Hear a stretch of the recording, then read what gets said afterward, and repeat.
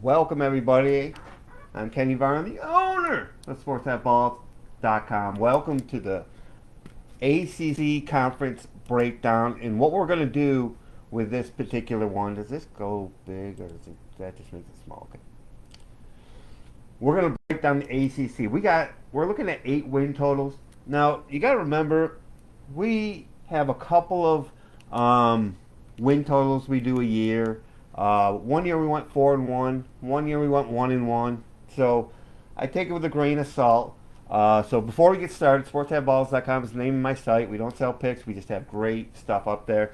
And check in the description, see all my sports videos and what we do at my YouTube channel. So as we look at the ACC, it was really weird because when I do these conference breakdowns and some of the win totals, I was going to do like 4 or 5 maybe teams and what we're looking at. And the ACC was so intriguing. It might be because I'm a Cuse fan, but it was really intriguing. There's like, when you're looking into, the transfers, when you're looking into the win totals and seeing how high they are for some teams, it just was really intriguing. SMU was an intriguing one. So we just kept going. Louisville, Virginia Tech, there was a couple more we wanted to add it on. So we did that. But we're going to start with Syracuse. Now, I hear people say Syracuse could be a surprise and this and that. And then sometimes they're just kind of passed over. Oh, look, they could be a surprise. But as a Syracuse fan, I guess, I don't know what the deal is. When you're the fan of a team, you might have a little more info and people might not just even think of Syracuse when it comes to football. So I got to realize that people might not know some of the stuff we're going to tell you. So we're just going to tell you right now. Because you don't even pretend to have people know what you might have. Fran Brown is the new coach for Syracuse. So what do you do? Yeah, he's from Georgia. He's helped Georgia win national titles. Why? Because he's an outstanding recruiter. And the 4 and 5 stars, you can see 2025, he's got a top 20 recruiting class with the last guy he signed. So what does that do for this year? They brought in a lot. We should all know, at least Ohio State fans know that McCord at quarterback comes to Syracuse. Now that's a huge get. How does he go to Syracuse? I mean, people think he's bad, or is he just a good player coming to Syracuse? The talent is upgraded. I look at LaQuint Allen at running back. That was a second ACC second team players, what I'm trying to say. And that was with a decent quarterback at best and a tight end playing quarterback at worst. And he was still able to put up some numbers. We've upgraded. I like to say I try to take the fanboy out, of all sports betting, but it's really hard when you grew up in upstate New York. So the talent is just severely upgraded. And I always like looking. You want to look at the schedule. We're going to look at the schedule. Is a lot of these breakdowns for these games. The schedule and knowing the total. So Syracuse total under 7.5 wins is favored at -140. Over is over 7.5 is +110. Now all these lines are from Bet Online that I'm going to give you for all these teams. So know that when we break down. Hi, Chad. So know when we break down the totals that you have to have more sports books out there. You have more sports books. Syracuse at under 7.5 -140. They at 8, at 7 they could be at over 7.5 +110. So maybe an over 7 is -110 somewhere. These things just go back and forth. So with Syracuse, they've upgraded the talent level by far. Then you look at the schedule. They start with Ohio. Their non-conference is not all in a row, mind you, for the first time in like ever. We play UConn late. That you're going to be heavily favored there. We're 16.5 point favorites over Ohio to begin the season. We got Holy Cross and then at UNLV. Those are our non-conference games. And they're scheduled along. So let's go through their schedule. Ohio, 16.5 point favorites. Looks like a good shot. We've upgraded in talent because I think we will I'm going to say it out here. We'll go 4-0 this to start the year. 4-1, 5-0. I know. Last year 4-0, the year before 4-0, and then the wheels come off. That's because we had a weak non-conference schedule, played them all in a row, and then proved we weren't that good. As time progressed, Ann Schrader gets hurt.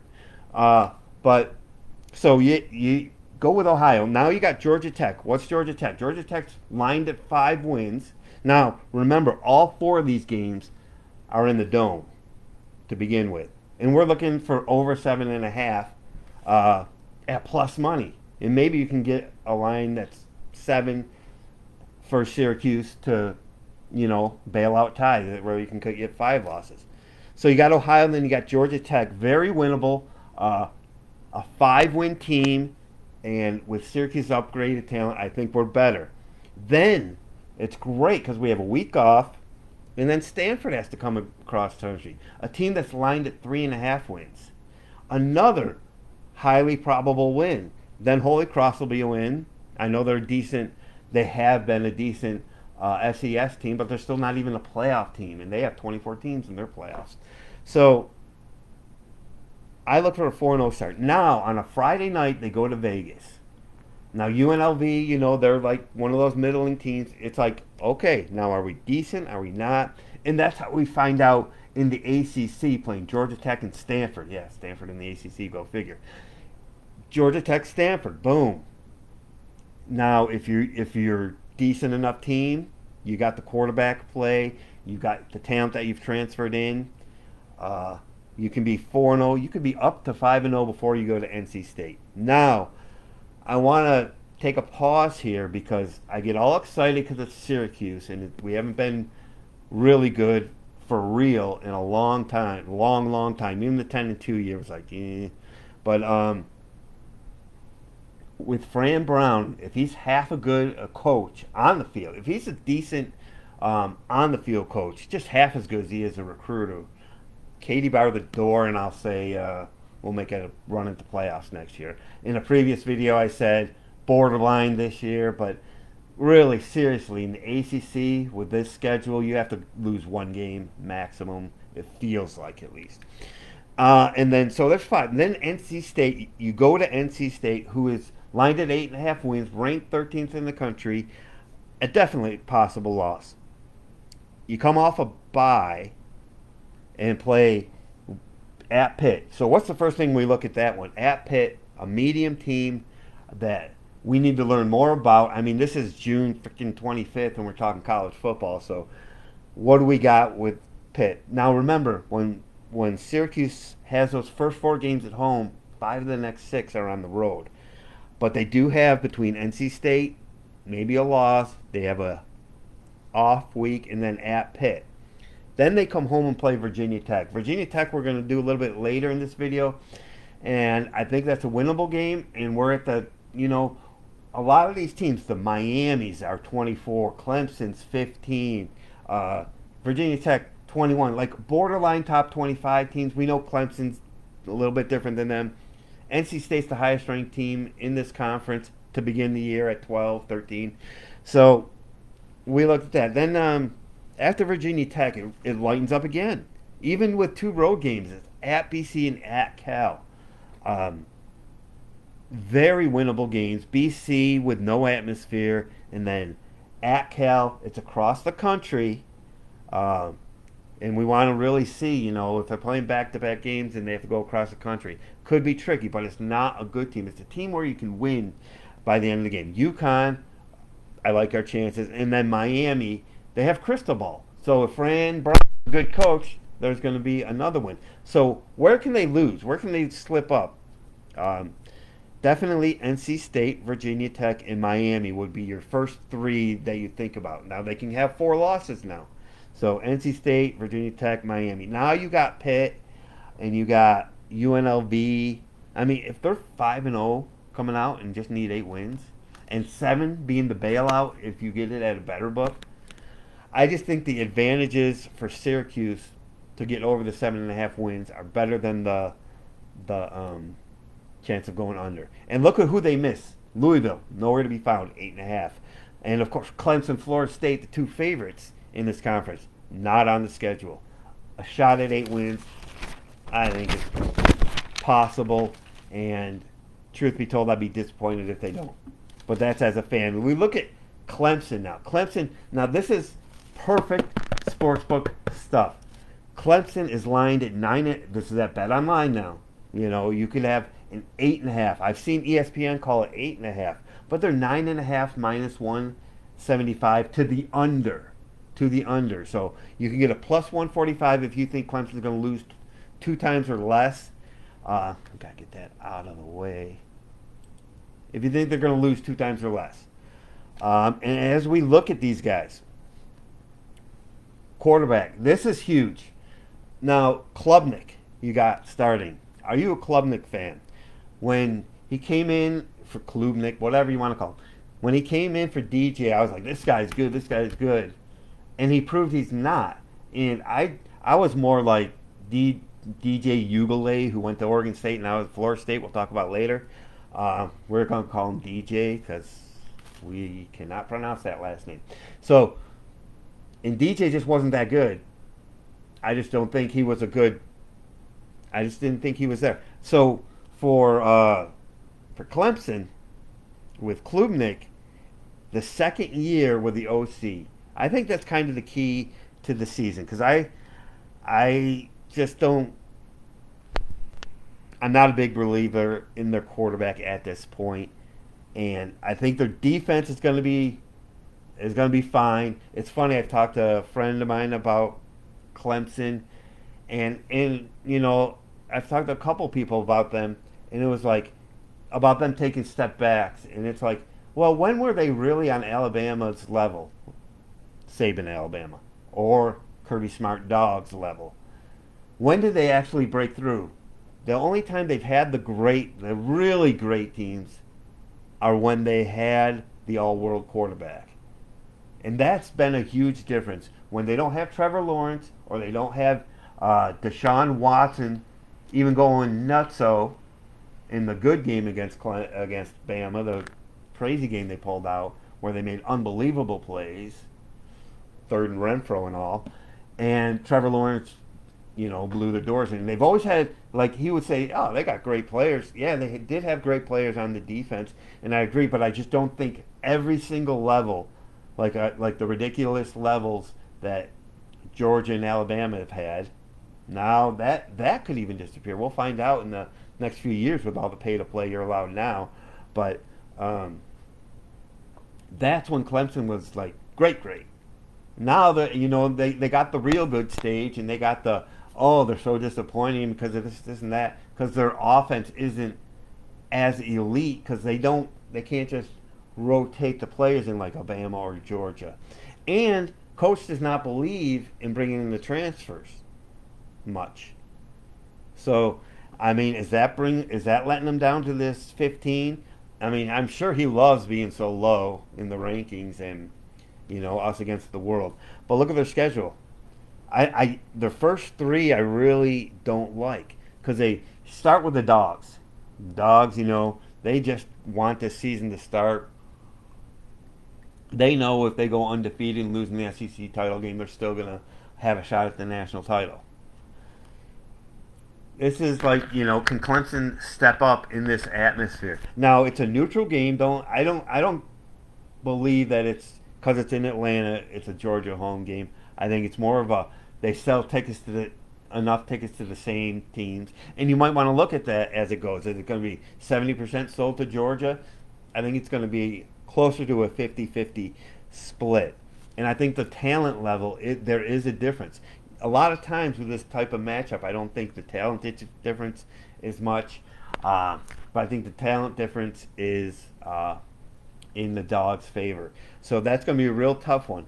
App State is after that. And why do I bring them up? Because they have a week off, and then the following week, the highest-ranked team in the ACC, they play.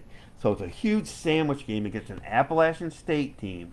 If people don't know, they're good. They're a solid team from their level, from, the Sun Belt, unless they rearranged everything down there also. But Appalachian State used to winning for 30 years now. Yes. They were winning national titles. When they beat Michigan, where everyone calls that a huge upset, and they were actually the better team. It's like Michigan was ranked sixth in the country, ended up 6-5, and still, when they replay it and go, "Oh, look at this! How Appalachian State pulled one of the biggest upsets ever." It's not a biggest upset ever when you beat a 6-5 team just because they were ranked high early. But that's a whole nother discussion. But App State, a team that's used to winning, used to playing well, is in a sandwich spot. Perfect sandwich spot between Georgia and NC State. Now that might be more for like a betting angle than maybe them losing outright, but it's just another thing to think about in these first four games. They do have, between App State and NC State, they do have a week off, and they are playing them at home. And then Stanford, and then, I mean, you could say look ahead, but they're not going to lose to Stanford. Stanford's, in my opinion, is going to be a bad team, and they go to Florida State. So if you're trying to get an over on 9.5, and there's two very possible losses, at least one. I mean, I just don't see the Georgia game. Florida State, you can argue, at Wake Forest, Virginia off, Louisville after a bye. That's a pretty good setup for Clemson, I would say. Then at Virginia Tech, we'll see what Virginia Tech is. Then Citadel, South Carolina. Got to do more research on South Carolina. But under 9.5, minus 175, shows you that they believe that they're going to lose at least 3. Now, maybe at 8.5 and going, are they going to lose 4? They're going to lose Dogs, NC State, Florida State. I mean, they'd have to lose all their step-up games. It kind of feels like. So if it was 8.5 at minus 110 to go over, I would be more apt to do that, and that's why you can shop with these things. So let's move on to the Florida State Seminoles, who are somewhat expected to win 10 games. They're minus 120 at under 9.5, minus 120, over 9.5, minus 110. So they're about a 50-50, and they got DJ coming in, the former Clemson quarterback. So I guess he'll be ready on October 5th. And as I look at these guys, I should put my glasses on. Look really studious while looking at paper and cool stuff, and being able to read. The number one thing I love about Florida State is their offensive line has 190 FBS starts. Their offensive line at Florida State together, Florida State's offensive line has 123 starts at Florida State, 190 at the FBS level. I love that a lot. I think that's going to help offset the skill players that they lost, losing their number one running back, top 2 receivers. I believe the wide receivers will be fine. I don't think they found a top breakaway running back yet, but it is Florida State. The question marks on Florida State are the transfer, their defense. The transfers coming into the defense. That's what I mean. I would vote a yes on it, that it's going to be good. If it's like recruiting, but better, because Norvell has really hammered the transfer portal, and so I like their chances of being smart. And with this stuff coming together, that is why in over 9, when I look at their schedule, Georgia Tech and Dublin, then they come back, 8 days later, play BC, and then they're off, and then they get Memphis and Cal at home. So those are their first 4 games. This is a really good chance to get their get all the kinks out. So if you see them beat Georgia Tech 20-10, and then you see them beat BC 24-10, and then they have the week off, they can get the rust out and maybe start grooving in. And DJ, who I'm not a fan of, by the way, maybe he can get his footing behind that what has a really good chance of being a great a great offensive line. So they get BC and then Memphis on the 14th and Cal. So I look at, even if they struggle, they're 4-0 right there. Now comes the sandwich, not sandwich, but the look ahead game. I kind of like SMU this year. Florida State doesn't care about SMU, I don't think. They go on the road to SMU. And it's not that they go on the road to SMU. Who do they got 1 week later? They got Clemson coming in. That scares me. That would be like a look ahead game that, not shocking if they lost. I don't think it's 2 games they're going to lose, though, because they got to lose 3 to go under 9.5. So, and then they have, after those 2, they have the week off, and they go to Duke, which, again, there's a sandwich spot. You got SMU, you got Clemson off, but still, who's in the middle of Clemson and Miami? Duke. A sandwich spot doesn't matter. It might matter for the point spread, but it's something I like to look in, because then I'll have that in my point spread thought process too, because I have the, point spreads most, the flat bets are the most of what we do, and we have a money set aside for these futures. So anyway, Duke is a sandwich spot with Miami, and then again, you could say North Carolina's a sandwich spot because you're coming off of at Miami. Then there's North Carolina in there. Then you're going to Notre Dame. So they have some scheduling spots, and then they're off and they end with Charleston and Florida. Now Florida, I almost count that game against Florida as a win, because oh my God, where's that piece of? Oh, we need that. Where is that? And we're going to go over this in the SEC when we get Florida. But you check out their November schedule. Oh, I wish I had it here somewhere. I gotta have it. Check out this November schedule. Number 1, Georgia. Number 3, at Texas. No weeks off. They got Georgia in neutral. They got at number 3, Texas. Number 14, LSU comes in. Number 6, Mississippi comes in. Then they go to Florida State. Tell me this is not going to be a beat-up Florida team by then. This is one of the toughest schedules I've ever seen, especially those 5 right in a row. So that's why I think it's a high probability Florida State takes care of Florida. So I almost think that, like a Memphis game, it's like they're going to win, even though it's a rival game. So with that schedule, the thing that kind of tweaks me is, how are they going to come together in back of that offensive line? I don't trust DJ in big games. So that's kind of how I look. And they're sandwich spot. So it's just a really interesting one to look at with Florida State.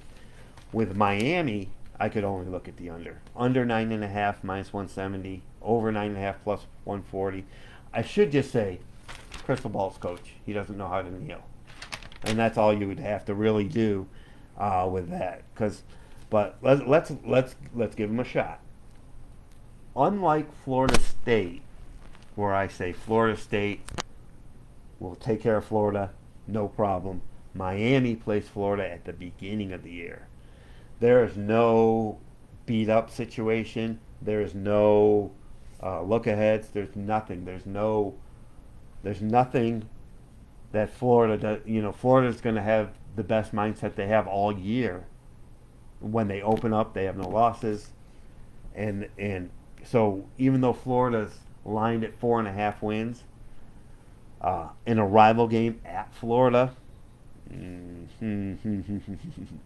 anyway, Wazoo quarterback Cameron Ward was solid, so they do get what looks to me is a solid quarterback behind a solid offensive line. I like that. Running back Damian Martinez. I don't know how many people watch West Coast football out there, but he was a super stud dominator for Oregon State. I remember him waking me up at 12:30 in the morning, making great runs in the middle of the Pac-10 after dark. He's by far the number 1 transfer running back from any school, and Miami got him. Uh, the transfers and returners look like they're going to make Miami's defense good. So let's look at their schedule. At Florida, which is the opposite of Florida State, not going to be easy. Florida A&M, Ball State, USF should be 3 wins, I would assume, even for him. Virginia Tech on a Friday night. That's going to be a big game. Then they go at Cal. They're going across the country against Cal, who is a 6.5 win team, if I'm not mistaken. Yeah, 6.5. They're under 6.5 minus 150. So it's an average team. Miami doesn't always show up, especially with a coach. And then they're off. And then they go at Louisville. We'll talk a little bit about Louisville in a little bit with their second-year coach. I think they could make a pop of a season. And then Miami gets Florida State at home, but I think Florida State's far superior. They get Duke at Georgia Tech, off Wake, and then at the Orange. By then we'll know how good Syracuse is. So to say this team's going to have over 9.5 wins, over 9 wins, over 8.5 wins, I'm not buying it. I would only look to the under. Now I haven't pulled any triggers on anything. I mean, under 9.5 minus 170 might not be cool, but under 9 at minus 110 if you get it at another book, or minus 120 under 9.5 at another book. That's why we do a line shopping. I want to get some of these out in June because, I love college football and I just want to talk football. And then it's like I was about to be done like 4 times, and I'm like, oh, well, we got to go over NC State. They're over 8.5 minus 130, and they're under 8.5 at plus 100. And we look at them and we're like, okay, we see that they're a winning program. I mean, 5 of the last 6 years, we all know they've won at least 8 games. The issue with them is their defense will be down. I mean, I just believe their defense is going to be down. When I look at their offense, I think they could be. I'm going to mark them down as a possible over. This could be an over team. They have an excellent quarterback at Grayson McCall. I don't know how many people know about him, but he's an excellent quarterback from Coastal Carolina. They got the system in place to be a really, really good offense. And now we look at their schedule. This over-under might be set in the first 4 weeks. I mean, as I look at this, just taking a snapshot, the over looks better. I see why it's used. West Carolina to begin the year. Then they go to Tennessee. They go to North Carolina, neutral site, another one of those 50-50 splits where the tickets are going to be sold to both schools. They're both going to travel, I believe. And you got NC State taking on Tennessee. I think that's one of those toss-up games. We'll see what happens. The issue comes in the next game. And NC State has been vulnerable to being upset, even at home. So when you got Tennessee on September 7th, then you got Louisiana Tech in the middle here. Who's after Louisiana Tech without a week off? Clemson. The Tennessee-Clemson sandwich. That type of thing, I'm like not taking NC State to cover that week. But memory serves me well. La Tech has been down. So I would have to see if they're coming back up, if there's any like spark that they could go. But that's a huge sandwich game right there.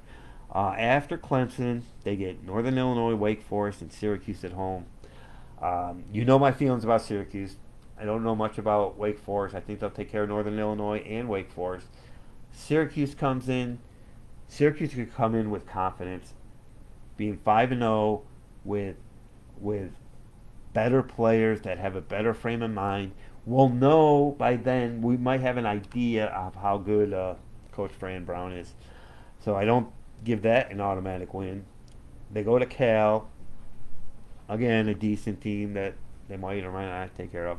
Then they're off, and then Stanford and Duke. And I got to look more into Duke. But as I look at that, I see Tennessee and Clemson as possible losses. Syracuse. I have a hard time getting up to 4. It'd be like all the good teams they play, they lose to, or will they get upset once and lose to all 3? I would say the advantage goes to 8.5. I'd like to get it down to the bailout 8 because it gives you the 4 losses you can have now. So let's go to Virginia Tech, who is the opposite. They're under 8.5 is the minus 170. The over is plus 140.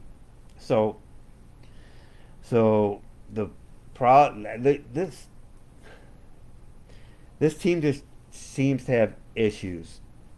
I mean, I think they have some fake stats out there. Like they were what, top 4 in pass defense last year, 168.5 yards. You know, yeah, that's because you were getting popped by the running game so much. And they did better, and they actually ended up with a top 20 defense when it was all said and done. But they did play Syracuse with a tight end at quarterback. So you got to look, it kind of balances itself out. They got transfers for the D. So that's something. And they still have the question marks at the offensive line. They get progressively better, but are they that good? That 8.5, it's like, yeah, it should be that edge there, that juice to the under. At Vandy, Marshall, and at Old Dominion.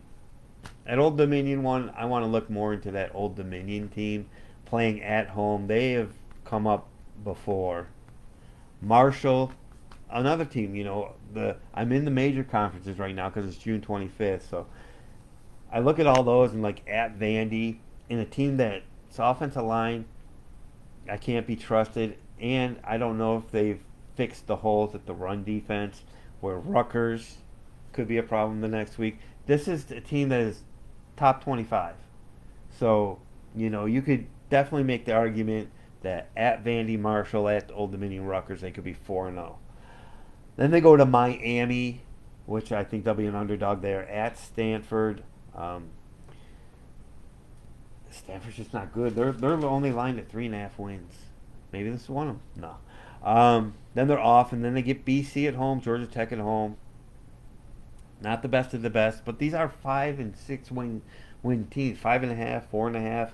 They go to Syracuse, which, in my humble opinion, even as a Syracuse fan, Syracuse will be favored by then. And if Syracuse is not on the radar, they could overlook Syracuse even though it's in the Dome because they got Clemson on deck. And I think Clemson will take care of them. At Duke, these middling teams are not going to win every time, I don't think, because they're Virginia Tech. So 4 losses minimum, I think, is in the cards for Virginia Tech. Then I wanted to be done with the ACC, but I wasn't. I had to go to Louisville. And I'm really glad I did because, I need to refresh myself. It's June 25th. Jeff Brom is in his 2nd year. They now have a year under their belt with his offense. I think they're just going to be explosive. And who they got? They got Tyler, what's his name, Schauf? Shough, from Texas Tech. So this is a perfect fit. It's just a great fit. They got the solid receiving core. Even if it's not that deep, they're still going to be solid. The issue with Louisville is as good as their defensive backs are, even the linebackers good, even as good as their cornerbacks are, their defensive line and depth really scare me. So they could, you could have the best Dion at corner.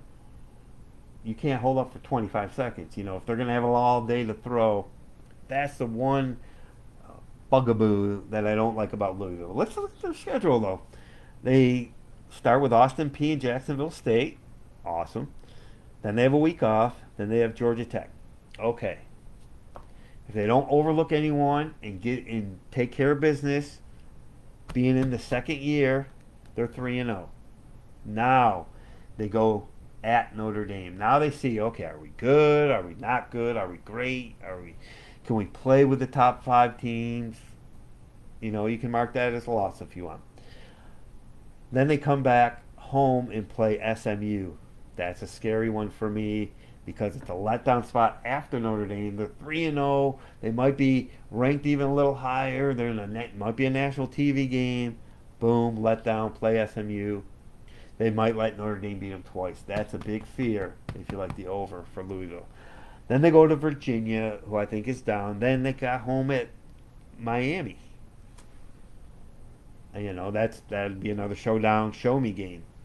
At BC is a little bit of a sandwich spot because you got Miami at BC and then at Clemson. Clemson, of course, is going to be tough. At Stanford, I like that they have a week off before they go to Stanford. And then they got Pitt, and then they got the rival game at Kentucky, which could always be tough. The reason I have Louisville is I wanted to look into, I see them at 8.5 wins. I see it's even either way, minus 120, minus 110. But I really wanted to mention how Braum in his second year, I expect huge things from that offense. They get the Texas Tech transfer. There's another team that, as I put all this together, might not like the win-loss total. They might be an over team. All right, let's look at SMU. We've been talking about them. It feels like we've already kind of talked about them. People believe this team is going to win more than 7.5. At least BetOnline does. When you look at BetOnline, 7.5 minus 180. 7.5 minus 180. So 4 losses get you over. Plus 150 to go under that. So you might have 8s and 8.5s out there at more even money. At least I would say 8.5. You could probably get even money. So I'd almost want to look at that. So who do they their first 3 games, SMU does mess around a lot, and their defense is lacking, their offense is good. But I only put their schedule down here. At Nevada, home for Houston Christian. I like the chances there. And then BYU comes in, a team lined at 4.5 wins. I love their chance of being 4-0 actually, because then they have a week off to get with a semi-rival with TCU, who I think is just going to be down. 4-0, then they get Florida State. That comes into their place. It's going to be all hyped up. The problem is, it's not that big of a problem if you're trying to get to 8 wins or even 9. They're sitting at 4-0. Say Florida State gets you in a huge game. Then they go to Louisville. That might let Florida State beat you twice. Although I think SMU can be competitive at home against Florida State and at Louisville. I think SMU can be competitive. Then what I like about their schedule here is, okay, say they do lose those 2 games. They take a breath. They're 4-0. Then they're going to Stanford. They're going to Stanford. And then they're going to Duke. I like their chances. Duke I have to do more research on because I just have to. So I want more opinion on that. They come home for Pitt, who I think they can take care of. Pitt going to Texas, SMU. BC at UVA and Cal.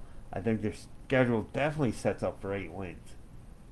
So if you can get an over 8 at minus 120, I like it. You start getting into the 8.5, then you're like, okay, Florida State, Louisville, maybe a Duke picks them off, a Pitt picks them off. You can find a way to 4 losses, I guess. But I don't even think they'll lose 4. But I think SMU is very intriguing, and we want to look a lot more into them because I don't think ACC teams versus SMU will have the lines that they should have. So that's what we got. Let's take a quick look at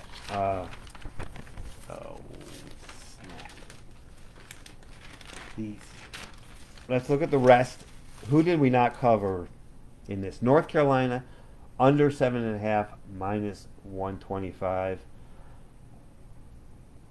No. Mac Brown. No. No. Okay. I just don't. I've never. Let's just put it this way. No matter who's coaching, Mac Brown, otherwise, I just never get North Carolina right. So I just didn't even want to look at it. Pitt at 5.5 is about even, and so is Duke. Those are two that, the middle of the road, almost maybe bowl teams, not bowl teams. Really boring stuff. Then Virginia 4.5 at -115. Georgia Tech under 5 at -140. Getting where'd they go again? Okay, Georgia Tech, +110 at over 5 wins. That's something I'm gonna do more research into. BCU is over 4. BC is over 4.5 wins at -150. Don't care about BC. Don't want to do anything with Stanford. They're like, some of these are like under 3.5 at +115. That's where I would just look for the plus money parts of these things. Wake Forest at under 4.5 at +115. But I had to cut it off because I'm not going to do 17 teams because we're not looking to have a ton of over/under bets. This is more of an exercise of being prepped for the season. So you might get a bet out of it. You might get an over 7.5, or look for an over 7 for Syracuse, and that would be my strongest play. But you could call me a homer on that if you wanted to, I guess.